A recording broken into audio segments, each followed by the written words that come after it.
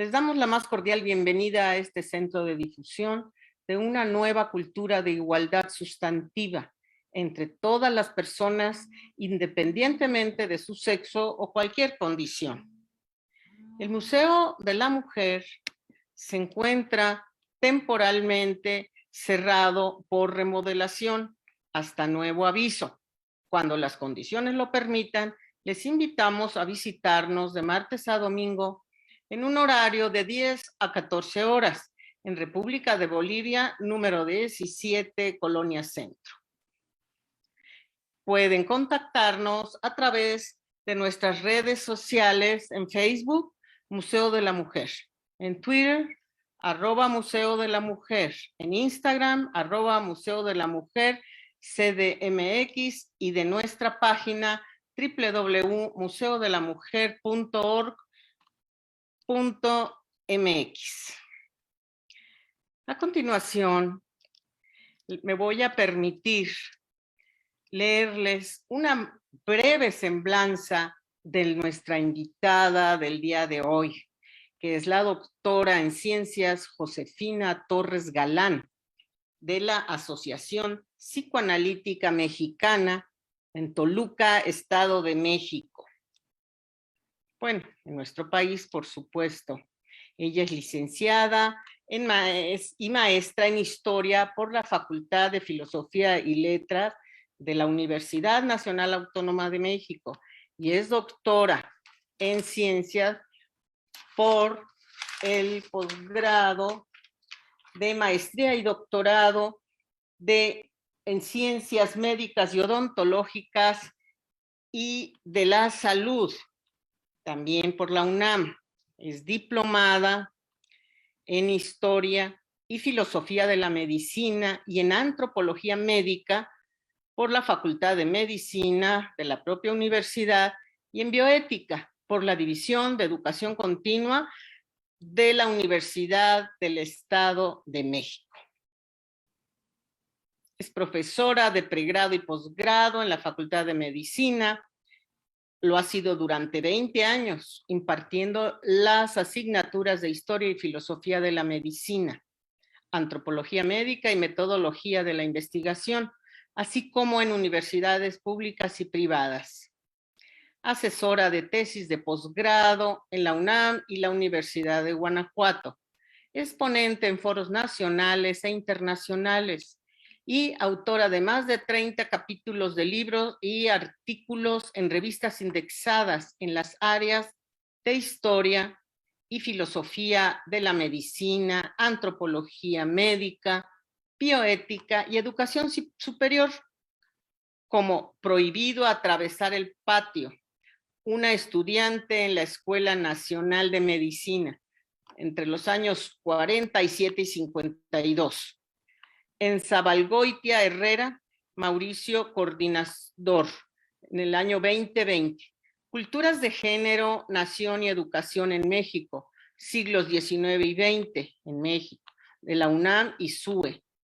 La Facultad de Medicina de la UNAM como opción laboral para migrantes latinoamericanos, 1960 al 1989. En revista Letras Históricas, número 18, Las filosofías naturales, el desarrollo de la ciencia en la época alejandrina, en la revista Pensamiento. Papeles de filosofía, número 4, y la actitud universitaria hacia el conocimiento histórico de las ciencias. En Historia Agenda, número 43, cuarta época, de abril a septiembre del 2021, entre otras publicaciones. Esto es muy amplio, doctora, y muy interesante. Es organizadora de actividades nacionales e internacionales sobre las temáticas mencionadas con anterioridad. Ha sido acreedora al premio 2009 en ese año, el primer lugar en el concurso de ensayos sobre la vida y obra académica del doctor Ignacio Chávez Sánchez. Ha sido tesorera del 2017 al 2019 y presidente de la Red Mexicana de Historiadores de Ciencias de la Salud del 2019 al 2021. secretaria general electa de la Sociedad Mexicana de Historia y Filosofía de la Medicina en los años de 2022 al 2023. Muchas gracias y adelante, doctora. Josie Torres Galán. Buenas tardes, muchas gracias por la invitación y espero que les agrade mi conversación de esta tarde. Vamos a hablar sobre las vicisitudes de la enseñanza y la práctica de la enfermería y cómo de oficio va a pasar a profesión universitaria en la Ciudad de México, tras el desafío presentado por las mujeres que lo ejercían y que pretendían renovar esta práctica que no era todavía ni oficio ni profesión, ¿sí? Durante las últimas décadas del siglo XX e inicios del XIX e inicios del XX. Las mujeres que cuidaban a los enfermos, curables y a los incurables durante el siglo XIX, solamente proporcionaban asistencia higiénica y espiritual, ¿sí? Con escasas o nulas probabilidades de procurar la sanación, en tanto que los cuidados primarios son encaminados al mantenimiento de la vida a través de la promoción de la higiene y la alimentación. Tradicionalmente, el cuidado de los enfermos en los hospitales estuvo a cargo de hombres y mujeres del clero regular, en tanto que en los domicilios eran las mujeres, ya sea las de la familia o sirvientas contratadas para tal fin quienes los cuidaban, ¿sí? Cumpliendo con la tarea de promover cuidados primarios cotidianos y, en caso de enfermedad, los cuidados paliativos. Es posible afirmar que la sociedad aceptaba el trabajo femenino en las ciencias de la salud, especialmente el de la enfermería, desde la idea del servicio, la atención y el cuidado al otro, al enfermo. Pero cuando la mujer pretende que se le pague, ahí ya no les gusta, ¿sí? Entonces, sus conocimientos eran empíricos y solamente estaban determinados a ese cuidado y atención del otro, ¿sí?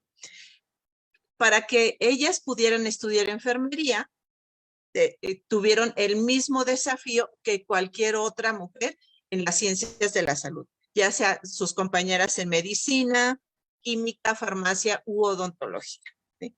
Entonces, desde la concepción sociocultural de la época, la mujer se veía limitado su campo de acción a la familia, aunque puede contribuir a la economía, siempre y cuando cumpla con sus obligaciones de madre y esposa, ya que se le cuestionaría su calidad moral si los incumplía.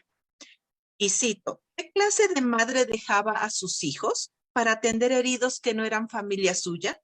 ¿Qué clase de mujer era esa que quería andar haciendo cosas de hombres? ¿Qué no le bastaba con organizar su casa? Una familia era suficiente tarea, además de ser esposa, en palabras de Mónica Lavín. Cierro cita. Es importante aclarar que la enfermera del siglo XIX mexicano era una sanadora, cuya práctica estaba basada en conocimientos empíricos y bajo la idea de asistencia. Se contrataba también en los hospitales, no solo en las casas, como parte de la servidumbre. Los estudiantes necesitaban hospitales para hacer sus prácticas. Los médicos desempeñaban sus funciones en esos hospitales y ambos grupos sabían que necesitaban el apoyo de la enfermería en esas instituciones. Sin embargo, siguiendo la costumbre heredada, desde tiempos virreinales, los hospitales de la Ciudad de México contrataban religiosos como apoyo para el cuidado de los enfermos.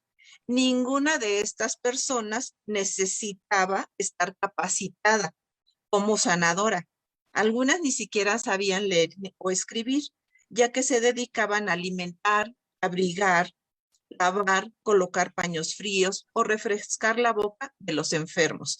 Estaban consideradas, repito, como parte de la servidumbre. Además del apoyo que recibían las instituciones de las damas de la clase alta que otorgaban estos servicios como parte de sus obras de caridad.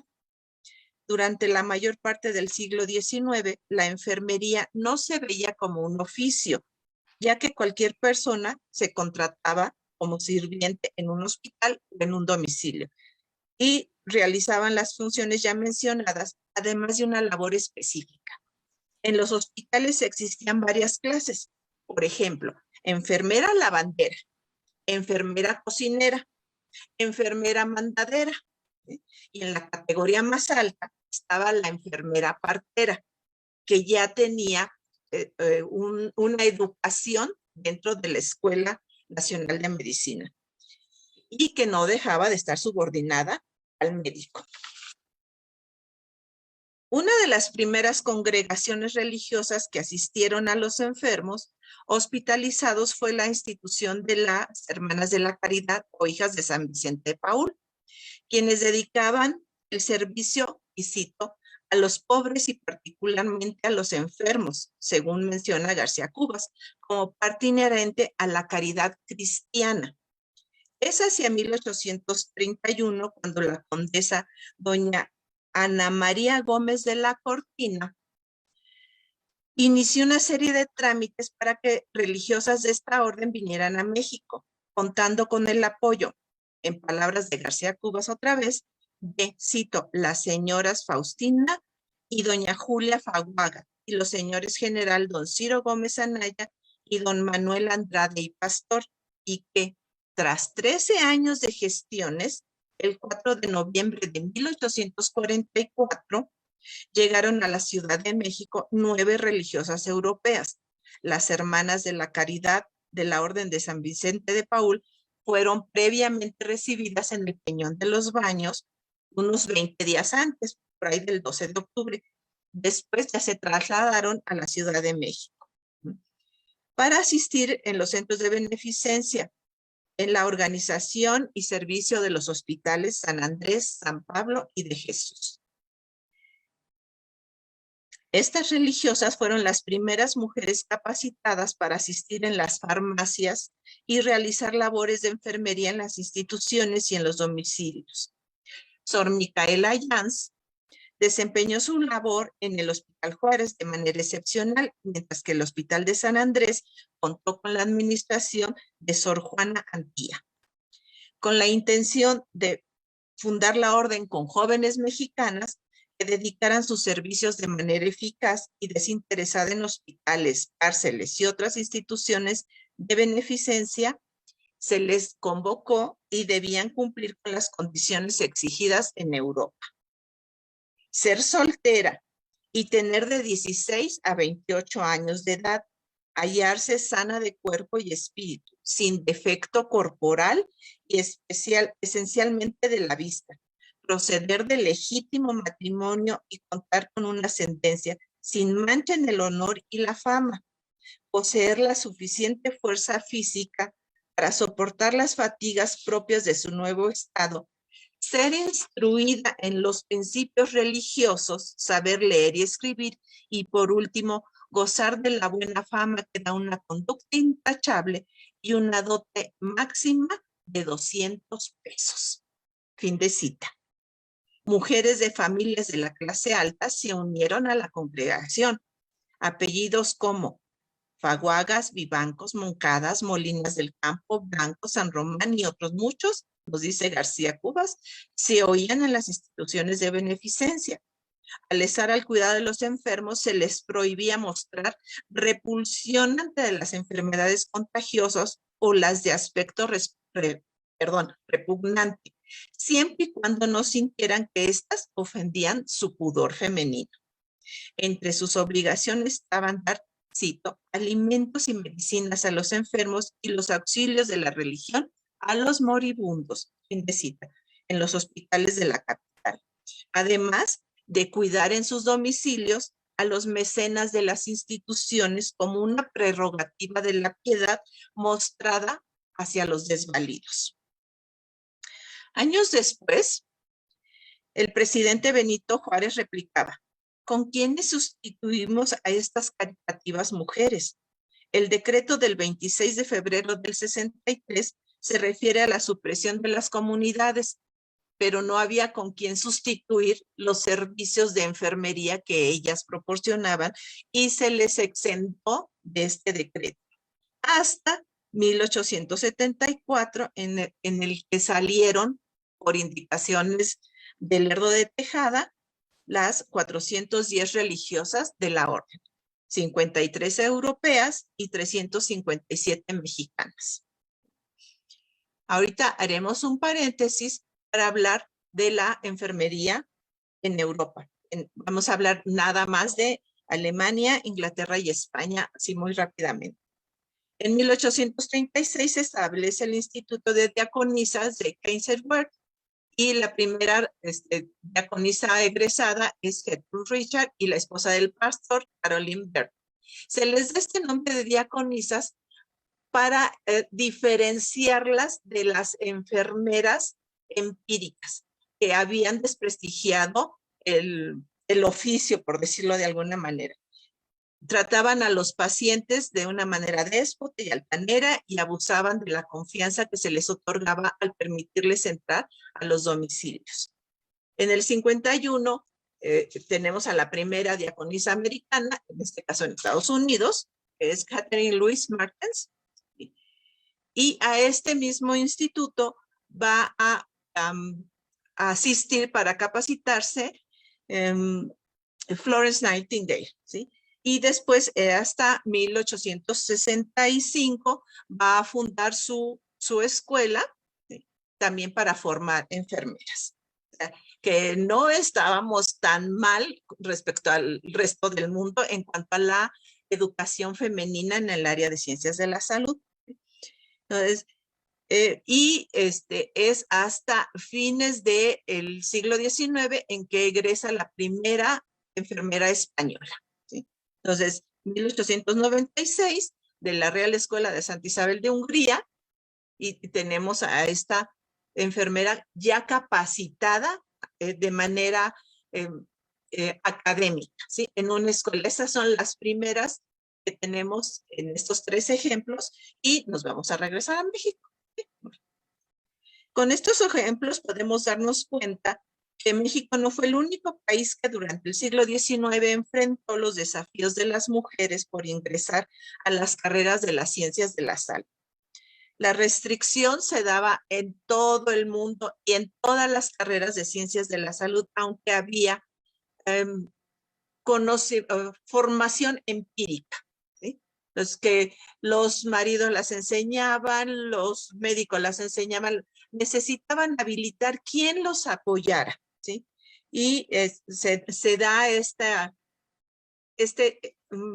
desafío porque las admitan en las escuelas, no solamente en enfermería. Ya sabemos que en todas las carreras de ciencias de la salud estuvo muy reñido este proceso, ¿sí? A pesar de las creencias populares y religiosas que daban más importancia al espíritu que al cuerpo, y que era de suma importancia el cuidado a los pobres, desvalidos, menesterosos y enfermos, Sor Micaela Jans consideró que los médicos debían participar en la formación del personal de enfermería y logró el adiestramiento de hombres y mujeres en la atención de los enfermos. Los hombres eran necesarios para cierta clase de enfermos, no solamente para atender a hombres, sino también a algunas mujeres. Los afectados por demencia en los hospitales del Divino Salvador y de San Hipólito, o para las actividades específicas de los hospitales de sangre. En 1874, cuando fueron expulsadas todas las religiosas de México, los médicos se vieron ante la problemática de quién les iba a apoyar. La formación de estos recursos humanos idóneos quedaba en sus manos. Ellos sabían qué necesitaban y no necesitaban una sirvienta, ¿sí? Necesitaban un personal capacitado. La única educación ofrecida por la Escuela Nacional de Medicina como soporte a las actividades médicas era la carrera de profesora de obstetricia, que desde 1833, cuando se da el establecimiento de ciencias médicas, se ofrece esta carrera para mujeres. Las egresadas cumplían funciones específicas y tenían una jerarquía como vimos anteriormente, en el sistema hospitalario. Ya sin el soporte de las religiosas ni suficientes personas habilitadas, los médicos se vieron forzados a aceptar que estas profesoras de obstetricia los apoyaran, pero ellos necesitaban otro tipo de apoyo que no estaba en su currícula escolar. En el imaginario médico y en el social, las enfermeras, y esto es a través de todo el siglo, son sirvientas, pero no quieren los médicos sirvientas en la práctica, no quieren las sirvientas, aunque el imaginario social así las determinara, ¿sí? Motivando a cambiar los nombramientos que se les otorgaban para darles una jerarquía. Y aquí tenemos las primeras jerarquías que les dieron a las enfermeras. Aunque a principios de la década de 1880 los directores empiezan a solicitar la creación de plazas de enfermera mayor o primera y enfermera menor o segunda, por ejemplo, el doctor Ángel Gutiérrez, director del Hospital Morelos, manifestó el 4 de febrero del 81, cito, la necesidad urgente de crear una nueva plaza de enfermera segunda para el departamento de pensionistas con un sueldo de 5 pesos mensuales y otra para la sección Pasalagua con un sueldo de 11.97 más raciones. Fin de la cita. Empezamos a ver que los médicos están pugnando porque haya estas nuevas categorías o jerarquías en las enfermeras, pero que sean personas capacitadas. Entonces se ofrece un curso en 1888 en el Hospital de San Andrés bajo la supervisión de la Escuela Nacional de Medicina. La información ha sido muy difícil de encontrar, la estuve rastreando, pero es muy escasa. Solamente hay tangible una solicitud de concepción diseño fechada el 15 de mayo de ese año para ingresar a la Escuela de Enfermeras. Después de ese intento, la asistencia a los enfermos continuó sin el apoyo adecuado de la enfermería. No sabemos qué pasó con esa primera escuela de 1888, ¿sí? Entonces, preocupado por la situación, Eduardo Lisiaga propone al gobierno la creación de una escuela especialmente dedicada a la formación del personal auxiliar del médico. Recurre a sus amigos estadounidenses con la intención de encontrar una enfermera capaz de dirigir una escuela para enfermeras en el Hospital de San Andrés. Probablemente en respuesta a su petición, en el número de julio de 1896, que no tengo aquí, ¿sí?, la revista Trained Nurses and Hospital Review aparece el artículo Why are not trained nurses sent to Mexico? Con profusos ejemplos sobre el patético cuidado brindado a los enfermos mexicanos debido a la carencia de enfermeras capacitadas. 3 meses más tarde, el Ministerio de Gobernación mexicano recibió la solicitud de empleo de la enfermera Margaret Simpson, quien no fue contratada porque no hablaba español. La siguiente petición la envió Emma Cunningham, de 22 años, con 4 años de capacitación y práctica rigurosa en el Hospital Memorial de Brooklyn de Nueva York, la petición se recibió en julio del siguiente año. En su carta menciona que a pesar de haber vivido en la Ciudad de México con su familia, necesitaba estudiar el idioma durante un lapso de 8 a 12 meses previos a su contratación. Considerando que las instalaciones del nuevo Hospital General estarían listas en 10 meses, el general Manuel González Cosío, secretario de Gobernación, instruye al doctor Lisiaga para que la contrate como profesora con 100 pesos mensuales de salario, más hospedajes y alimentos a partir del 17 de julio de 1897. Douglas Nance refiere que, cito, seguramente dejó su puesto como director de una escuela inexistente antes del término de 1897. Para fines de ese mismo año, el doctor Lisiaga recibe la visita de Alfred y Lily Cooper, enfermeros titulados, egresados en enero de 1896 del Medical and Surgical Sanitarium Training School for Nurses, en Battle Creek, Michigan. Alfred Cooper presentó cartas de recomendación en las cuales destacaban sus habilidades en la atención de los enfermos, higiene doméstica, individual, en los usos médicos del agua, de la electricidad y de los masajes, además de sus destrezas en enfermería general, quirúrgica y obstétrica. Es hasta 1898 que la instrucción de enfermería queda nuevamente bajo el cuidado de la Escuela Nacional de Medicina, cuando el doctor Lisiaga consigue la aceptación de Porfirio Díaz para su proyecto de una escuela teórica práctica de enfermeras adscrita al Hospital de Maternidad e Infancia, ubicada en la calle de Revillagigedo, esquina con la actual calle Artículo 123. Y cito: el presidente se ha servido acordar que se establezca la escuela práctica y gratuita de enfermeras, cuyas lecciones se darán en el Hospital de Maternidad e Infancia en los días y horas indicadas por usted. La práctica habitual establecida en los hospitales disponía que las salas de hombres fueran atendidas por hombres y las de mujeres por mujeres, respectivamente. Así que la convocatoria emitida el 20 de abril de 1898 estaba dirigida a personas de uno y otro sexo, entre 15 y 30 años, que tengan bastante cultura social, revelada por sus sentimientos humanitarios, su trato afable con los enfermos, sus hábitos de limpieza personal. Fin de la cita.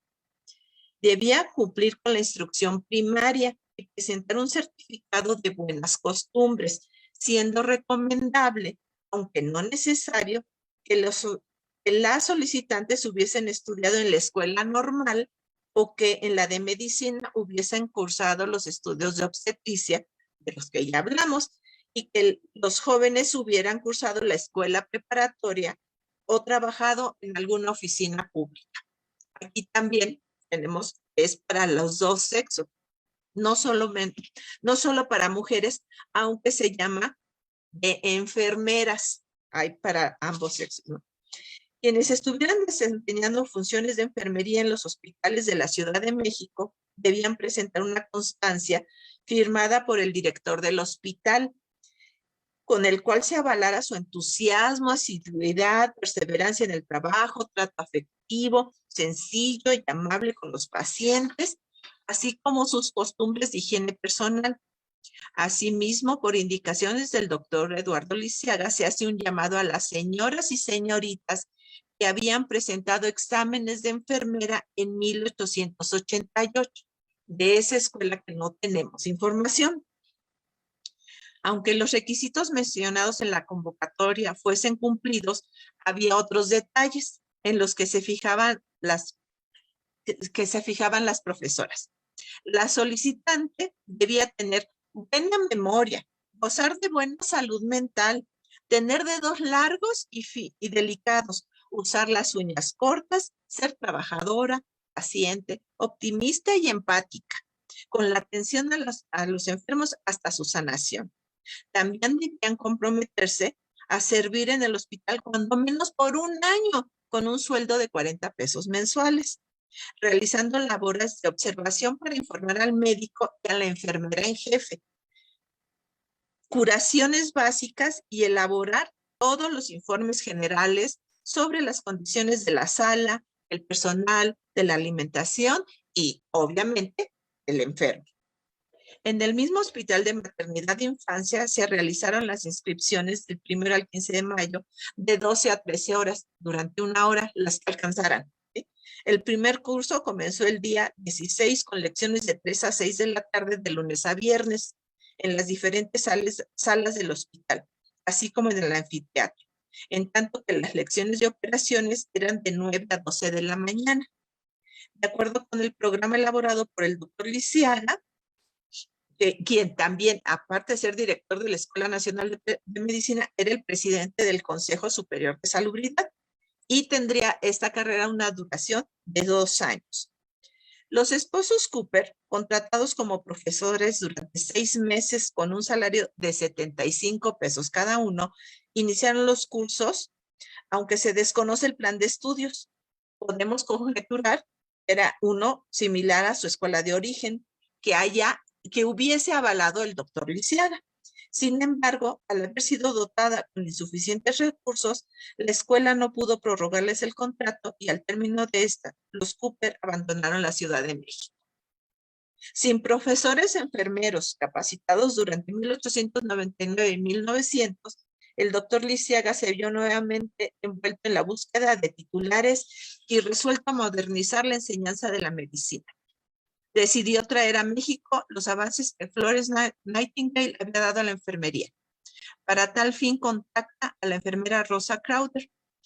Se compromete a proporcionarle el pago de los viáticos desde Estados Unidos a la Ciudad de México, el hospedaje, los alimentos y un sueldo de $50 mensuales para que ocupara el puesto de profesora y directora de la Escuela de Enfermeras, con la aprobación personal de Porfirio Díaz de la contratación, las condiciones y el salario.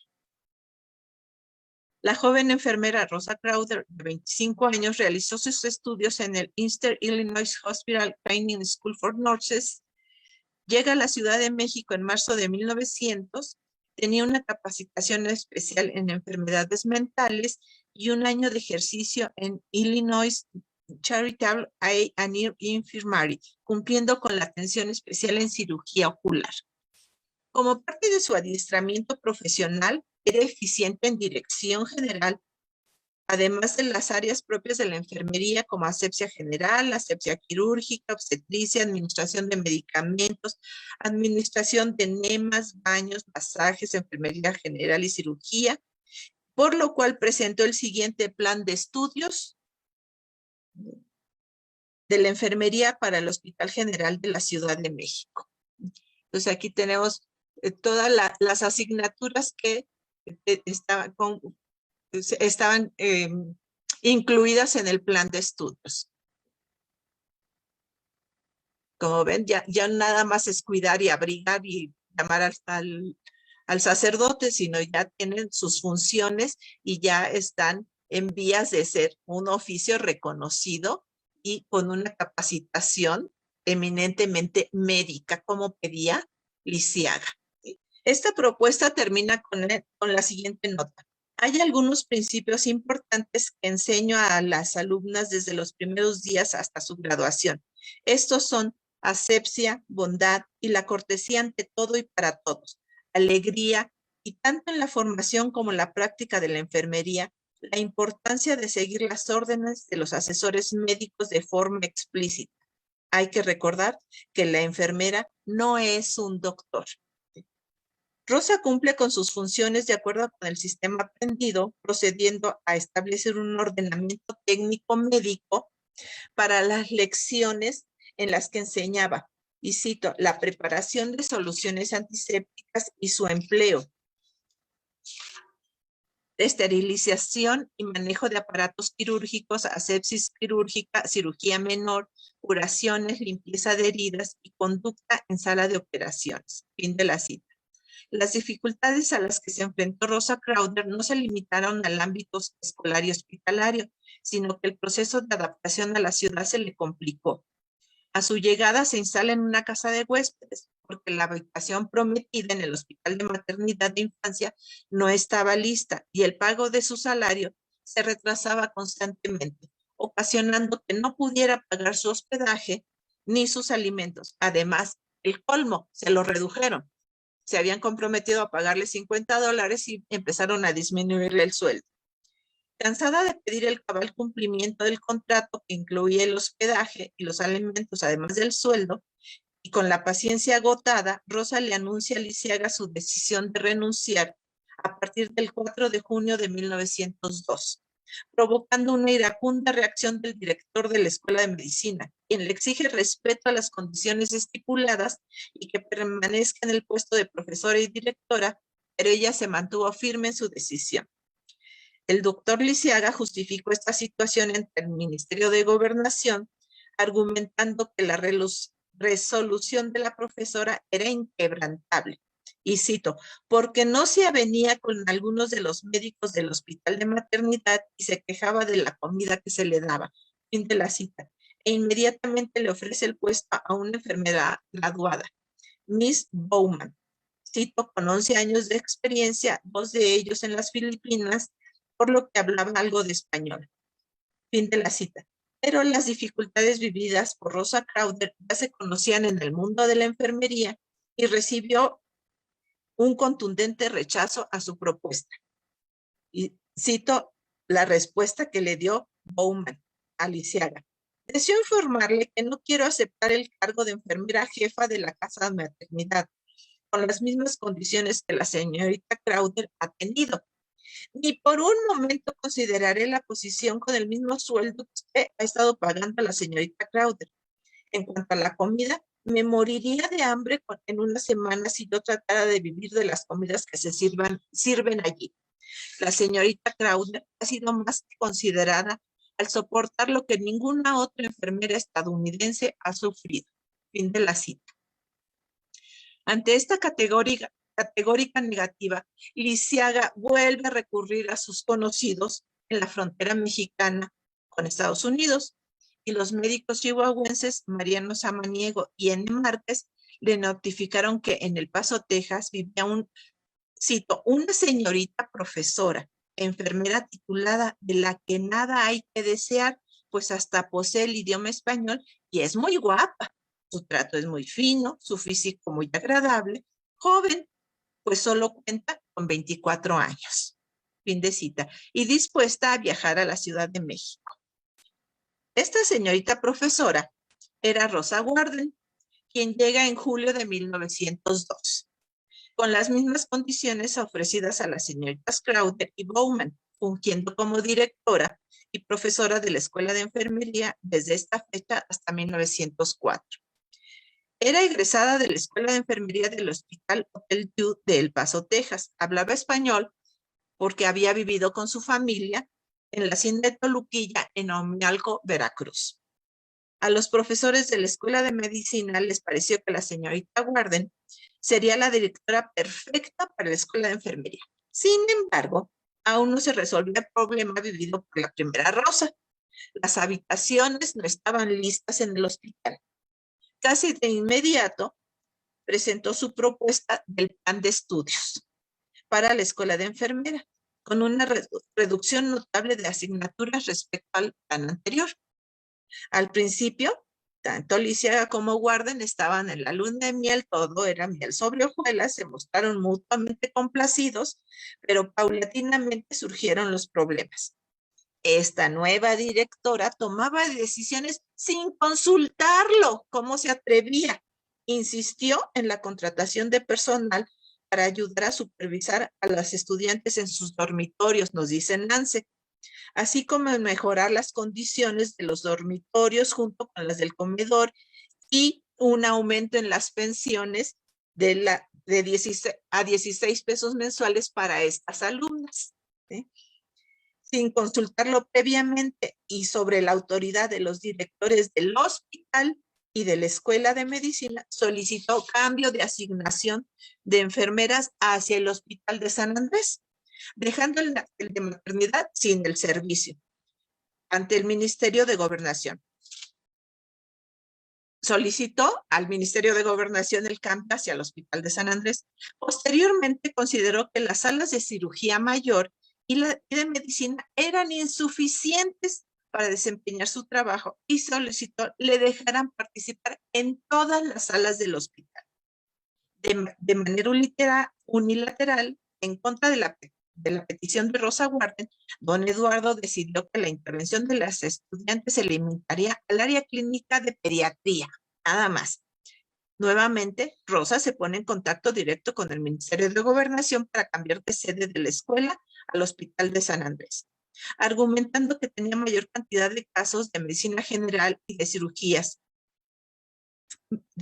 mayores favorables para la educación de las estudiantes. El doctor Lisiaga no soportó verse desplazado por una enfermera sin consultarlo con él ni permiso de los directores, obtiene el consentimiento de Gobernación sin su intervención, aunque reconoció lo pertinente de la situación.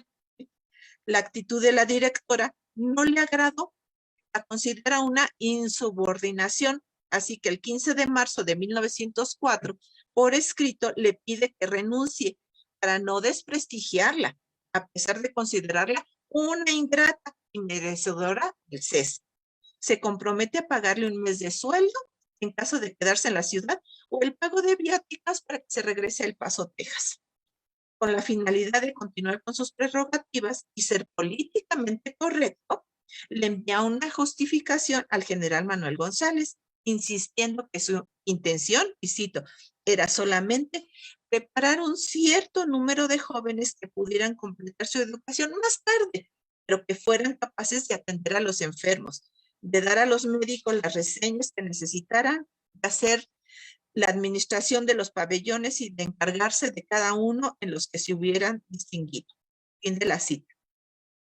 Se abstiene de exponer el desacuerdo habido entre ellos. Tampoco hizo mención sobre la mejoría en las condiciones del dormitorio, el comedor de las alumnas, de alumnas y enfermeras, ni que gracias a ella las enfermeras se presentaban uniformadas y que su instrucción se había perfeccionado, además de quejarse por otra serie de acciones tomadas sin haber sido consultado previamente por Rosa Warden, como la solicitud de compra de ventas, algodón, compresas, equipos de desinfección y esterilización, así como de uniformes para las alumnas. Se lamentó del cambio de los horarios de las guardias hospitalarias y del tipo de relación que el personal de enfermería tenía con los médicos. Asimismo, dijo que ella no sabía imponer su autoridad con las alumnas ni disciplinarlas y que no había prestado suficiente atención al registro de las sábanas limpias y sucias.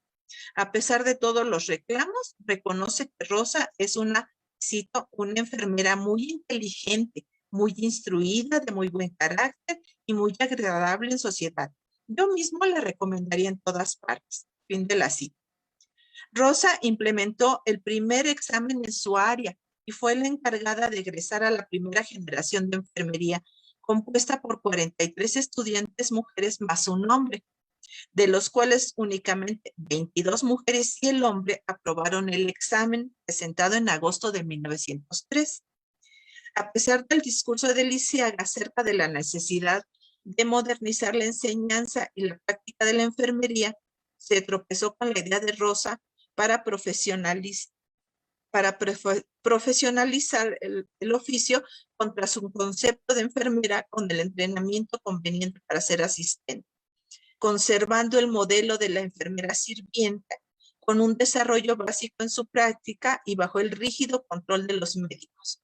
El punto de quiebre en esta relación tiene subyacente los aspectos culturales que obligaban a la mujer a ser subordinada al hombre, cuestión que Rosa no cumplía al conducirse con suficiencia y determinación en la toma de decisiones en cualquier aspecto de su labor como directora de la Escuela de Enfermería, y que a Eduardo le molestaba sobremanera sentirse ignorado. Ambos defendieron su posición al considerarla pertinente y adecuada.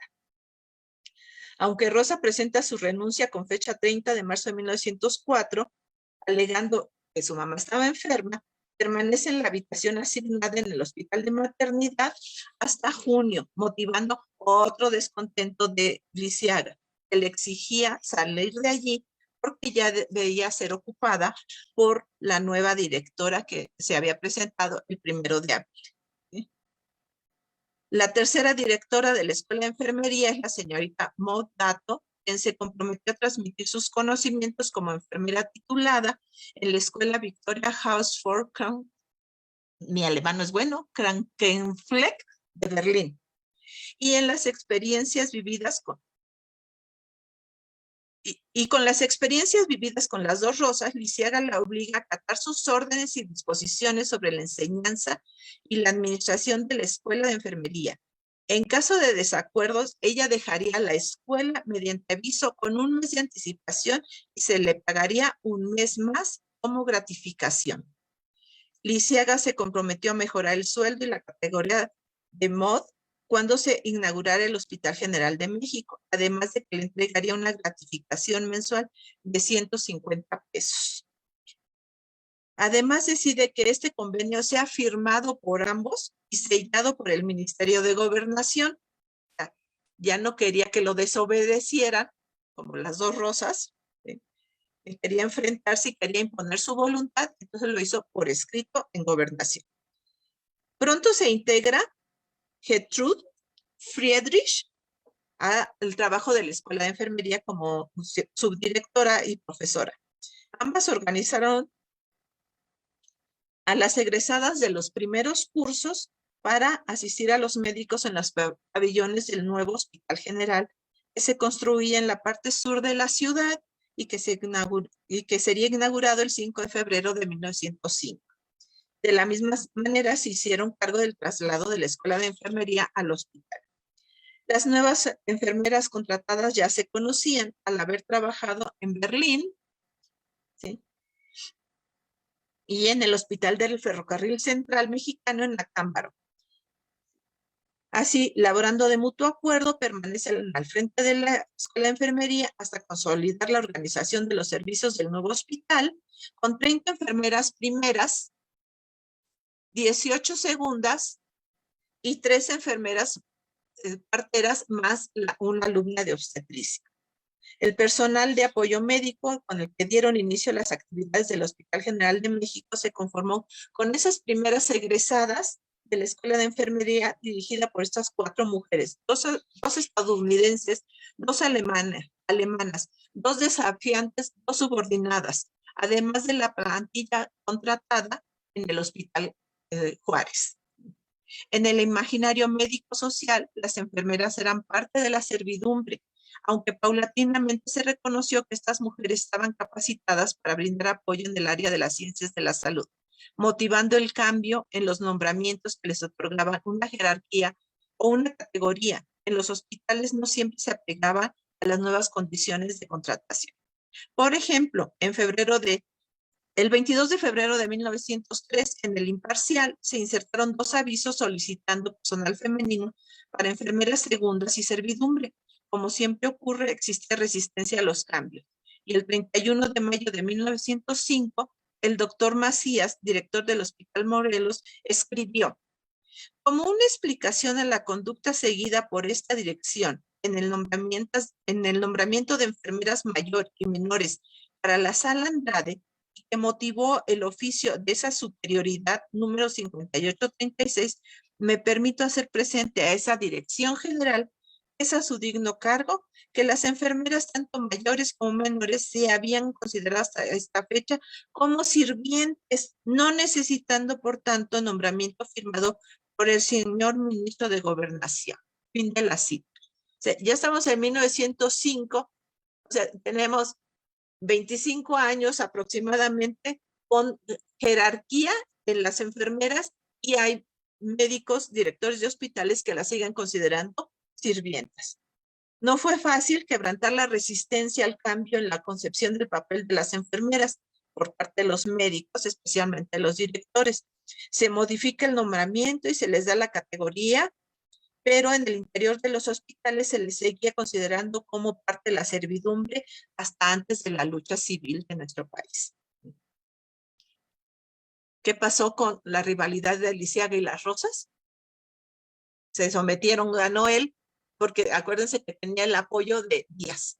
Era su compadre, era su médico de cabecera, era el presidente del Consejo Superior de Salubridad y era el director de la Escuela Nacional de Medicina. Tenía todas las prerrogativas sociales, culturales para imponerse. La formación de las enfermeras estaba sujeta a los reglamentos hospitalarios que consideraban un periodo de internado para los estudiantes de medicina con una pequeña beca, mientras que para las alumnas de enfermería se les obligaba a residir en el hospital de manera permanente sin recibir pago alguno. Otro gran desafío a vencer. ¿Sí? ¿Cómo recuperar esos avances si a ellas se les obligaba sin pago, ¿sí?, que debían obedecer, y a los estudiantes de medicina sí se les daba una pequeña beca, como hasta la fecha, que es pequeña, pero a ellas nada, ¿sí? Estaban tratando de cobrarles la capacitación que les habían dado y esa beca de estudiantes que habían tenido, ¿sí? Una vez establecida la escuela en el Hospital General en 1905, las enfermeras primeras y segundas, así como las alumnas, empiezan un gran desafío contra los paradigmas de la escuela médica, de los paradigmas de la práctica médica. En primera instancia lograron separarse de la tutela de la Escuela Nacional de Medicina, pasando a estar subordinadas al hospital. Es desde este ámbito que da inicio el segundo reto, su independencia del ámbito hospitalario y regresar al escolar. Aquí las estudiantes cubrían guardias de 24 horas, recibían clases del personal médico. Las profesoras e enfermeras dejaron de existir. ¿Sí? El administrador del hospital designaba personal de vigilancia para que estuvieran ellas haciendo sus labores dentro del hospital en sus guardias de 24 horas. Y esta capacitación se vinculaba a la instrucción pública y bellas artes para que validara sus estudios.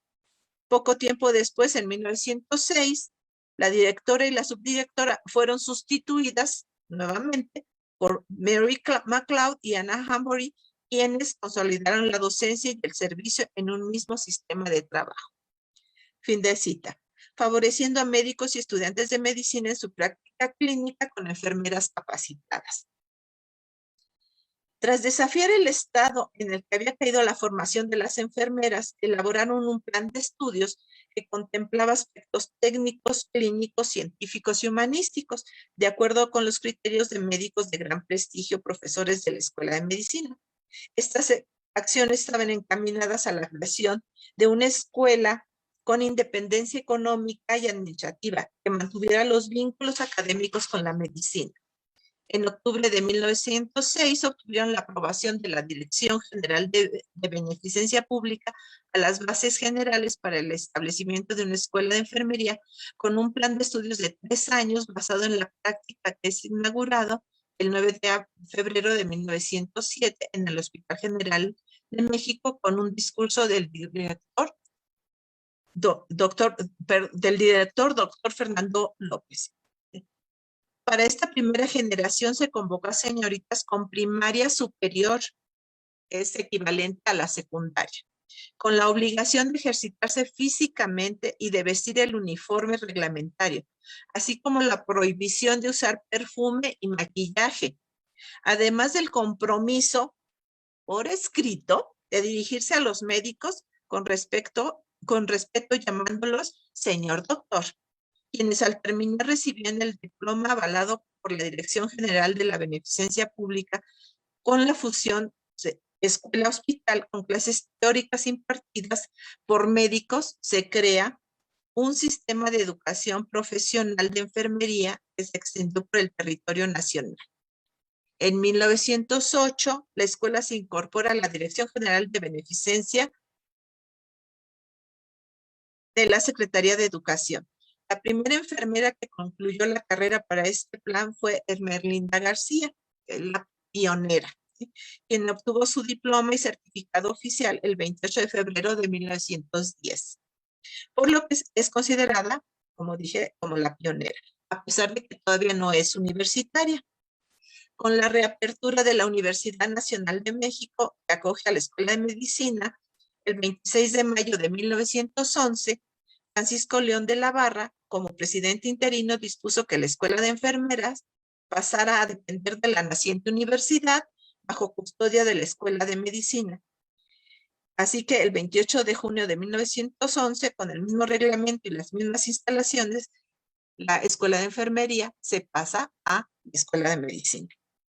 Con gran entusiasmo, las alumnas de enfermería se trasladan a su nueva sede el 30 de diciembre de 1911.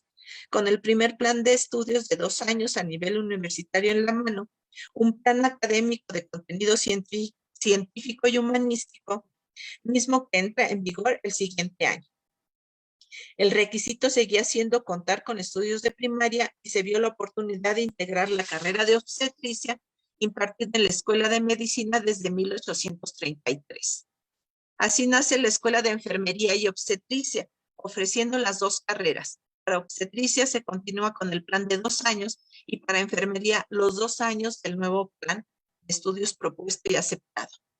Esta nueva carrera llamó la atención de algunas alumnas de obstetricia y al concluir se matricularon, por ejemplo, Josefina Tinoco y María Guadalupe Rivera Monteón, quienes se gradúan de su segunda carrera el 15 de octubre de 1915.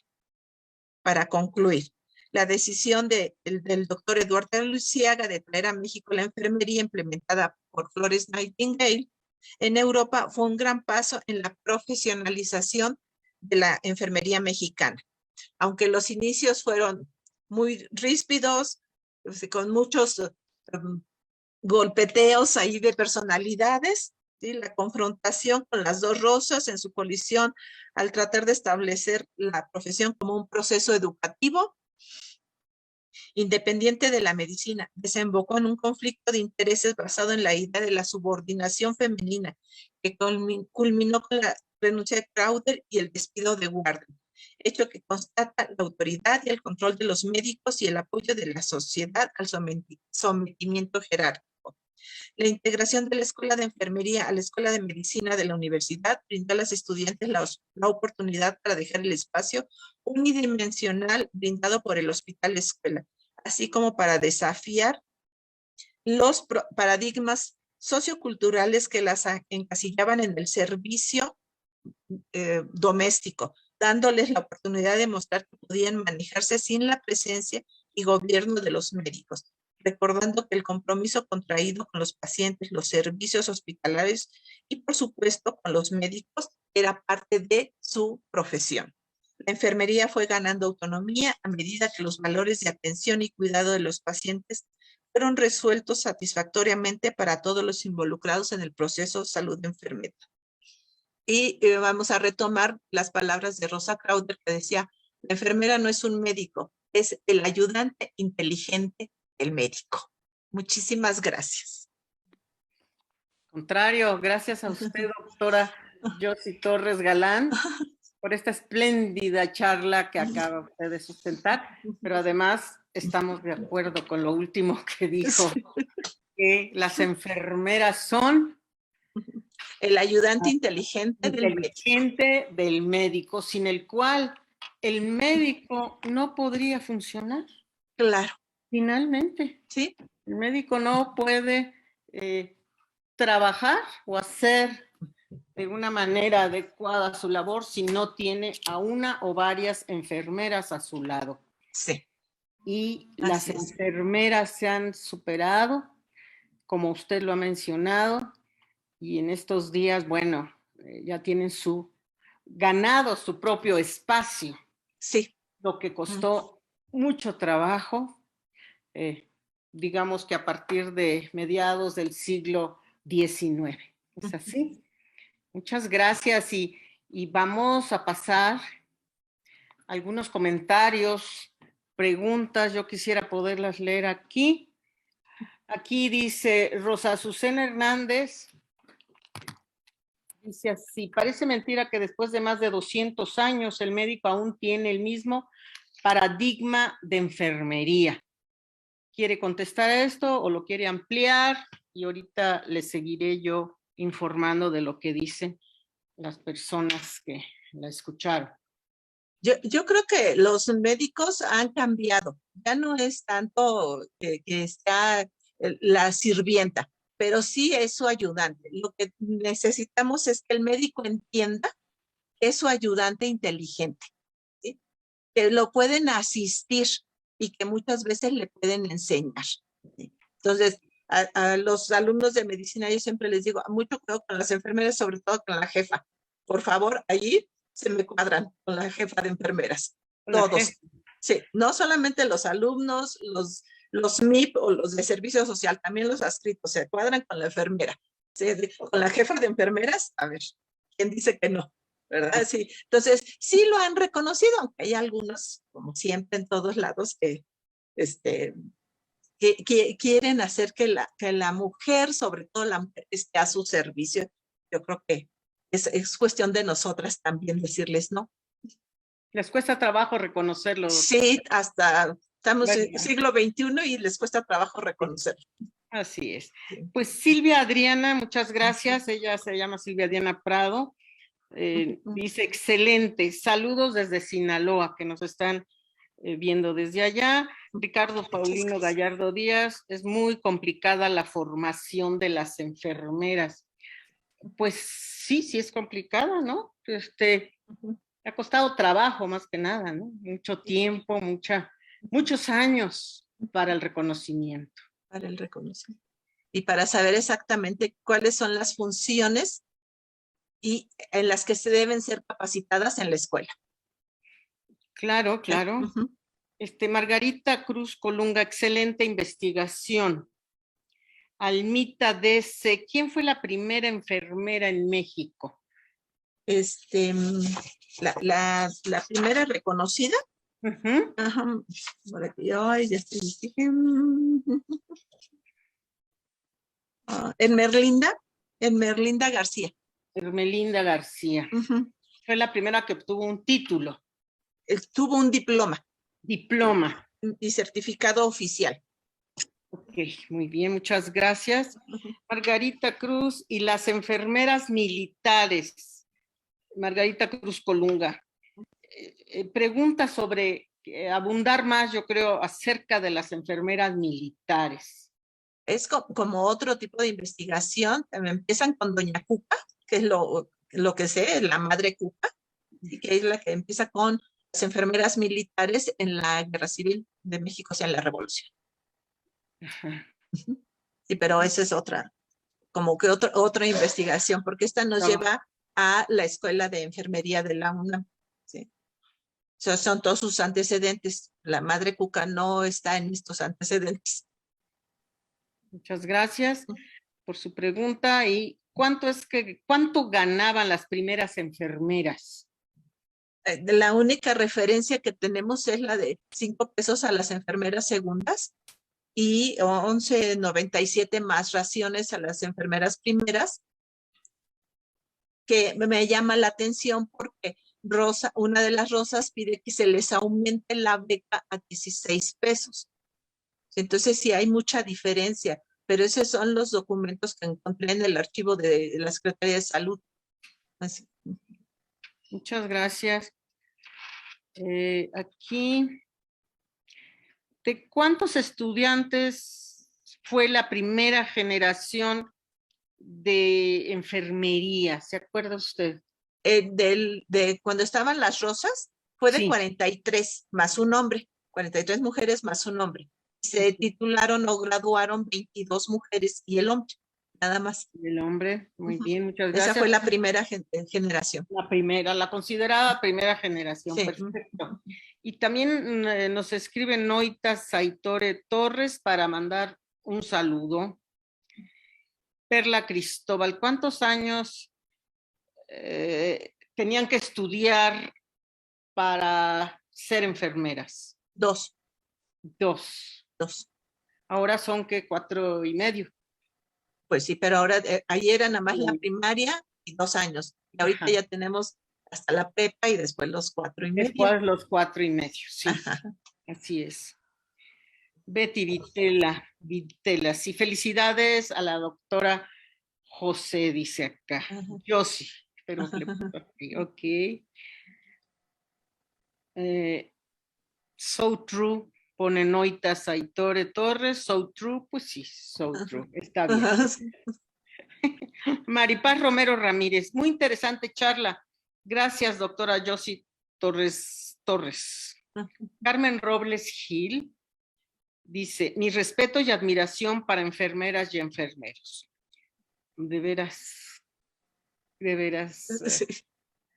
¿Qué lleva la batalla es invisible, ¿sí? Porque nada más se le reconoce a los médicos y no ese trabajo que está atrás, ¿no? Así es, doctora. El sustento. Vane Rocha, felicidades, querida doctora Josie, excelente ponencia. Saludos. Gracias, Vane. Rojas Rossi, excelente. En lo que a mí respecta, personalmente le agradezco a esta profesión su existencia, ya que he sido por mucho tiempo y el que resta, paciente. Felicidades. Pues sí, todos hemos sido pacientes alguna vez. Sí. Y no tan pacientes. Sí, más bien impacientes. Pacientes Y las enfermeras ahí están para apoyarnos y ayudarnos, claro que sí, y para entendernos, ¿verdad? Leti BH, el personal de enfermería no es el ayudante inteligente del personal médico. Somos una profesión autónoma con una amplia gama de intervenciones independientes e interdependientes.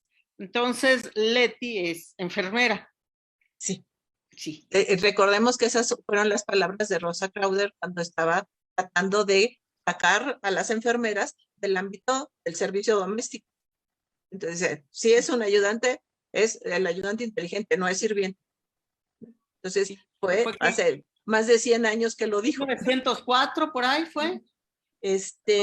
Uno ya no recuerdo, pero sí, principios del siglo XX, ¿no? Sí. Mucha razón, Leti. Noita, saludos desde Ensenada, Baja California. Muy bien. Carmen Robles Gil, excelente plática. Doctora Josie, gracias. Gracias. Y Noita, la quiere Noita. Dice, felicidades, doctora Josie. Claro que sí, de acuerdo, de acuerdo. Elvia Margarita Cortés dice, doctora Torresga, así le pone. ¿Usted considera que el doctor anestesista, el radiólogo, el hematólogo son ayudantes inteligentes del médico? No, son médicos que hacen su profesión. Les recuerdo otra vez que esas fueron las palabras de Rosa Crowder hace más de 100 años, ¿sí? Donde estaba tratando de rescatar la profesión, o sea, hacer la profesión. ¿Sí? Darle un lugar a las enfermeras. Darle ¿no? su lugar dentro del equipo de salud. Claro, claro. Sí. Aquí yo ya no veo más preguntas, déjeme ver. Hace un momento, antes de que usted comenzara, mencioné a la doctora Graciela. Bueno, ella es enfermera, fue enfermera. Ella muere en el año 2005, pero ella fue directora de la Escuela de Enfermería de la universidad y se formó como enfermera y era especialista en servicios de recuperación y terapia intensiva. Y después fue, durante 8 años, directora. Fue pilar importante de la Federación Mexicana de Universitarias y por eso me permití mencionarla en este momento, aunque no forma parte de lo que usted preparó. ¿De acuerdo?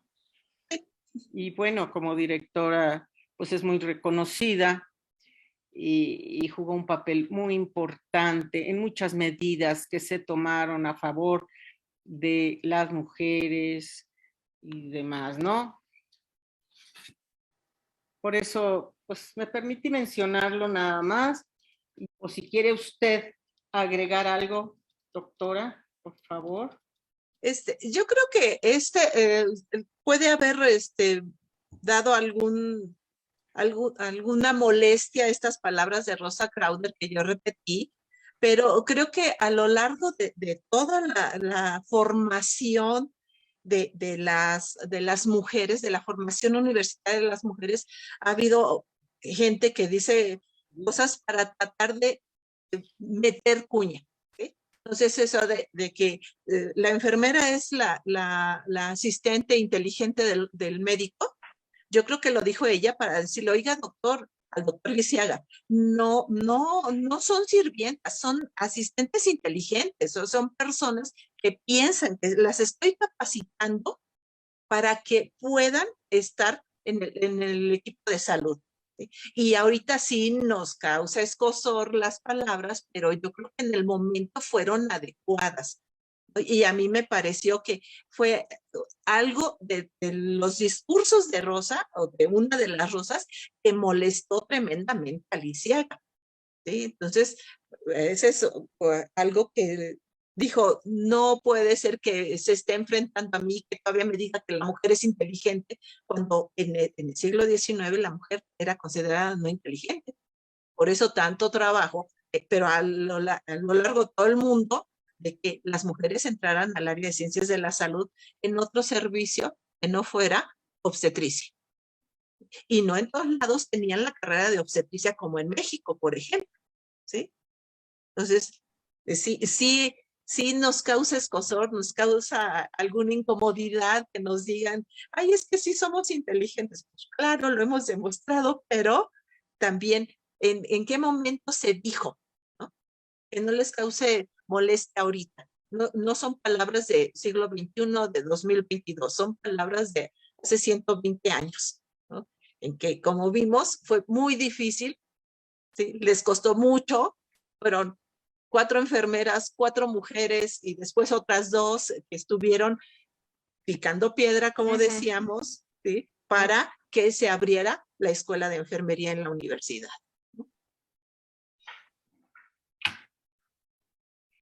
Muchas gracias, querida doctora Josefina, es que le dicen Josie. Josefina. Sí. Muy bien, muy bien. Sí, aquí está súper completo. Pues qué interesante disertación sobre los comienzos de la enfermería en México, finalmente, ¿no? De eso se trata. Y claro, esto ha avanzado mucho hasta llegar al día de hoy, que la enfermería es una profesión reconocida, muy necesaria, en donde las enfermeras tienen su lugar. Y porque en enfermeros también se feminizó. Sí, claro, yo me acuerdo cuando empezaron, bueno, no sé exactamente en qué año, de que casi no había alumnos enfermeros. Hablo de la universidad y poco a poco, y después... En 1912 no había hombres. No había hombres, pero, y luego, pues siempre eran directoras. Ajá. Y de repente, no sé, la verdad, cómo fue avanzando esto. Me acuerdo cuando llegó un hombre a la dirección de enfermería, todas nos extrañamos, ¿no? Porque, pues, mayormente, pues, son mujeres las que estudian esta profesión tan noble, porque lo es. Lo es. Entonces, pues yo le agradezco mucho su participación el día de hoy en nombre del Museo de la Mujer y nos hemos de ver pronto. Y le voy a leer el reconocimiento que le vamos a otorgar. Dice así: el Museo de la Mujer otorga el presente reconocimiento a la doctora Josefina Torres Galán de la Asociación Psicoanalítica Mexicana por la impartición de la conferencia El desafío de las rosas en conmemoración del Día de la Enfermera y el Enfermero, 13 de enero del año 2022, Ciudad de México, firmado por la doctora Patricia Galeana, fundadora y directora del Museo de la Mujer. Muchísimas gracias por la invitación. Muy agradable difundir mi investigación, muchas horas en el archivo. Sí, seguro. Bueno, que les haya gustado. Y con un abrazo la despedimos y nos hemos de ver pronto. Muchas gracias. En otra conferencia. Claro. Seguramente vamos a poder disfrutar. Muchísimas gracias, doctora Feingold. Y agradezco también a la licenciada Alma y a la doctora Patricia. ¿Sí? Muchas gracias. Y si tienen más preguntas, si las envían, la doctora se las puede responder. Por escrito, por supuesto. Claro. Buenas tardes a todas, todos. Y nos vemos una próxima vez. Hasta la siguiente. Hasta pronto. Muchas gracias.